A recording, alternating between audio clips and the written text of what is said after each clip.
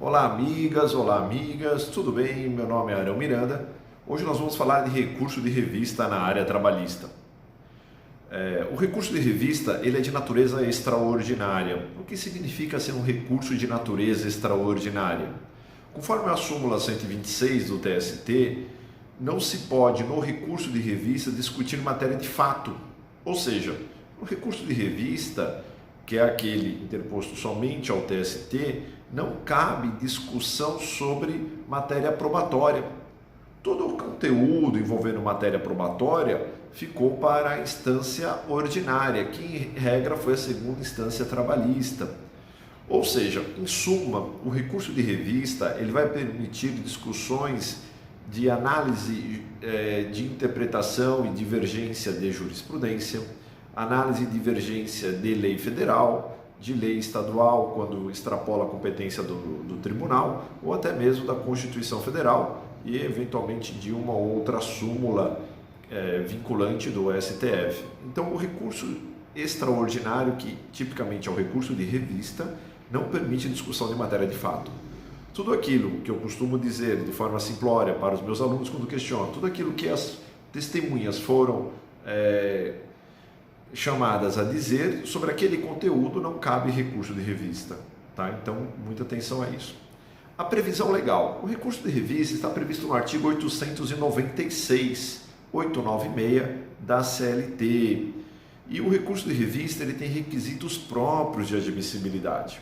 O primeiro requisito próprio de admissibilidade que nós temos que fazer uma análise é do recurso de revista, em particular, lógico, é o requisito da transcendência. O que é transcendência que está no artigo 896-A da CLT? Muito bem. O TST há muitos anos criou esse requisito como uma forma de se evitar com que a lide individual sem eficácia e sem projeção para além daquela questão individual chegasse à corte. Tá? A corte analisou que existia uma demanda muito grande de demandas e recursos individuais e para evitar isso criou a transcendência. A transcendência significa que o recurso ele tem que ser analisado sobre um viés econômico, jurídico, social e político. Um deles, ou todos eles, enfim. O que isso significa? Significa que o recorrente deve fazer prova de que existe, para além da causa dele, interesse jurídico, além da causa dele, interesse econômico, além da causa dele, interesse social e além da causa dele, interesse político. O artigo 896-A ele foi reformado por conta da reforma trabalhista para incluir critérios objetivos de transcendência, mas esses critérios não são únicos. O ministro, o relator, que vai analisar a transcendência do recurso de revista, ele pode muito bem verificar se os requisitos estão presentes ou não. Então, incumbe ao recorrente demonstrar a existência ou não desses requisitos do recurso de revista, especificamente da transcendência. Como fazer isso? Deve-se abrir uma preliminar em sede de recurso de revista. Tá? E abre uma preliminar falando da transcendência e prova ali, eventualmente, que aqueles requisitos estão presentes. E se não estiverem presentes esses requisitos, significa que o recurso de revista não será conhecido. E atenção a esse detalhe, a reforma trabalhista impôs lá na CLT, no artigo 896-A, que não conhecendo do recurso de revista, essa decisão é irrecorrível para a corte. Então, vamos lá, como funciona? Analisando a transcendência do recurso de revista, ali na sessão do tribunal, o patrono tem 5 minutos para fazer a sustentação. Feita a sustentação, não revertendo a admissibilidade pelo recurso de revista quanto à transcendência, a decisão é irrecorrível para o TST. Eventualmente, a parte pode socorrer do recurso extraordinário ao STF, mas para o TST a decisão é irrecorrível.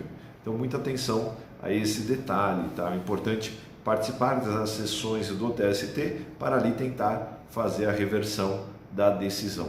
Então, esse é um requisito da transcendência. Outro requisito de admissibilidade extrínseco ao recurso é a questão do prazo. O prazo do recurso de revista, como praxe na área trabalhista, é o prazo de 8 dias. Então, recurso de revista, prazo de 8 dias.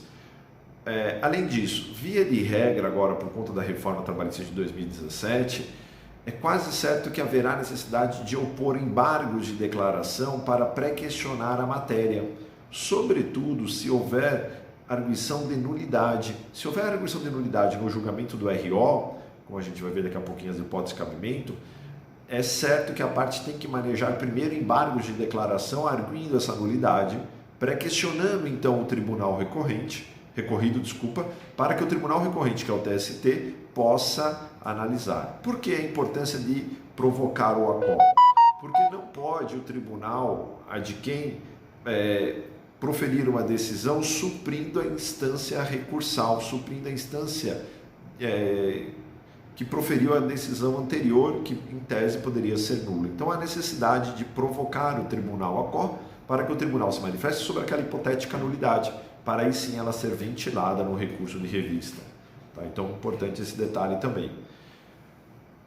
A jurisprudência que existia sobre a impossibilidade de uso de embargos de declaração pré-questionatórios entre o despacho denegatório do RO e o manejo do recurso de revista, ou eventualmente despacho denegatório do recurso de revista e agravo do instrumento, essa jurisprudência caiu por terra por conta da reforma trabalhista. Tá? Então, há sim sempre que se observar a viabilidade do uso dos embargos de declaração pré-questionatórios para provocar o tribunal ACO sobre o conteúdo a ser manejado no recurso de revista. Além disso, o recurso de revista tem a necessidade de ter o preparo apresentado. Atenção ao preparo do recurso de revista. Por quê? Via de regra, as custas já foram recolhidas quando da interposição do recurso ordinário. Mas existem situações em que há necessidade novamente de recolhimento de custas dentro do preparo do RR. RR é o recurso de revista. Exemplo, a parte teve ganho na sentença, chegou em sede de RO, houve a reversão da decisão. Então, nesse caso, há que se observar a necessidade de recolher custas, porque o RO foi revertido. Além disso, existem hipóteses em que as duas partes recorrem e quando sai o acordo do RO, existe uma majoração na condenação. Então, também tomar cuidado com a majoração da condenação, porque há que se recolher custas pela diferença, eventualmente. Tá? E, além disso, existem hipóteses em que as duas circunstâncias se somam. Tá? Há uma reversão e até majoração da condenação. Então, muito cuidado para a questão das custas. O depósito recursal também é obrigatório no recurso de revista. E aí o depósito recursal novamente segue a mesma lógica instituída pela reforma trabalhista de se fazer o depósito nos próprios autos. Tá? Então, muita atenção ao depósito recursal e às custas que formam o preparo. Não se pode deixar faltar nenhum valor a título de preparo. Tá? Então, requisitos objetivos, nós temos o prazo, nós temos o depósito recursal, nós temos ainda a questão do formalismo. O recurso de revista, ele prevê, então, o uso de duas peças, a petição de interposição ao tribunal ACO, que é o em tese TRT, e as razões recursais com as argumentações e os requisitos que nós vamos colocar a vocês, encaminhada ao adquém, tá bom? Importante isso. As guias do preparo tem que acompanhar o recurso de revista, se houver a necessidade, tá? Tem que acompanhar o recurso de revista. E os depósitos têm que ocorrer dentro do prazo de 8 dias, conforme determina a súmula do TST. Tá? Outra informação muito importante, então, além da transcendência, do prazo e do depósito recursal, outra informação muito importante são as hipóteses de cabimento do recurso de revista. As hipóteses são bem reduzidas. Dentre elas, conforme determina o artigo 896, nós temos quando houver lesão ou interpretação ou divergência à lei federal. Então, quando um ou mais tribunais no Brasil decidir de forma diferente a questão de lei federal, nós temos então que chamar o TST para que o TST possa pacificar aquela questão. E a pacificação da jurisprudência pelo TST ocorre justamente em regra pelo recurso de revista. Tá? Então, uma das finalidades do TST é a pacificação da jurisprudência. Então, nós temos essa hipótese que é justamente divergência, nulidade ou inaplicabilidade de lei federal quando há divergências entre tribunais regionais do Brasil ou entre o próprio TST e o STF. Outra hipótese, quando nós temos lei federal que colide em tese com leis estaduais ou eventualmente convenções coletivas que ultrapassem o âmbito territorial de um tribunal, é uma outra hipótese. E ainda quando houver lesão direta ao texto constitucional. Então, em suma, de forma resumida, essas são as hipóteses, tá? Nós podemos ainda utilizar recurso de revista quando tivermos violação ao cadastro, ao Banco Nacional de Devedores Trabalhistas, então, que é o cadastro que o TST mantém, e ainda em sede de execução fiscal, se houver violação constitucional. Via de regra, um processo em execução não comporta recurso de revista, exceto se houver violação ao texto constitucional, tá? E aí comporta seu recurso de revista. De igual sorte, temos que observar o seguinte: não cabe o recurso de revista para questões que venham discutir matéria probatória, repito, e é muito importante, conforme a súmula 126 do TST. Tá? O recurso de revista ele vai ser recebido pelo TRT e será remetido então ao TST. Hoje tudo pela via eletrônica. Tá? Hoje tudo pela via eletrônica.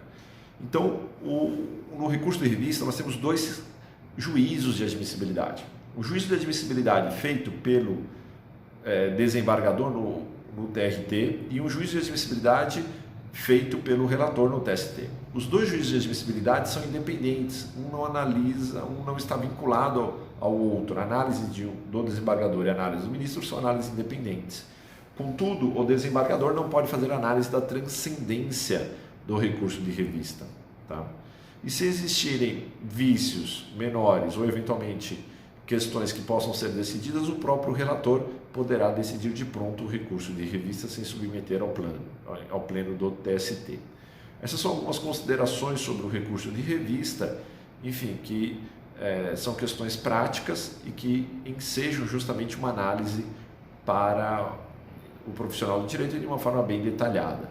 Tá? Se houver a interposição do recurso de revista, muito importante é separar da decisão recorrida os trechos que colidem ou que eventualmente estão em dissonância com a decisão paradigma. E a decisão paradigma pode ser uma decisão da internet, não precisa só ser uma decisão baseada eventualmente de uma jurisprudência ou de uma revista cadastrada. Tá? Então a decisão da internet já é permitida. O importante é selecionar e separar os trechos específicos em que há divergência, em que há colisão, que há lesão com o texto. Tá? Isso de forma direta, bem importante, sob pena de não conhecimento do recurso de revista.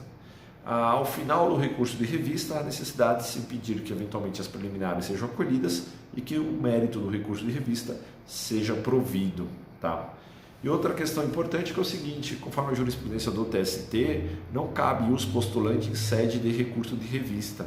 Para o manejo do recurso de revista, há necessidade de habilitação prévia de um profissional do direito, que no caso é o advogado. Tá? Esse profissional, ou eventualmente o procurador, lógico, mas o advogado precisará do cadastro para recorrer. Tá bom? Essas são as questões importantes sobre recurso de revista. Qualquer dúvida, conte comigo. Um forte abraço a todos, até o próximo vídeo.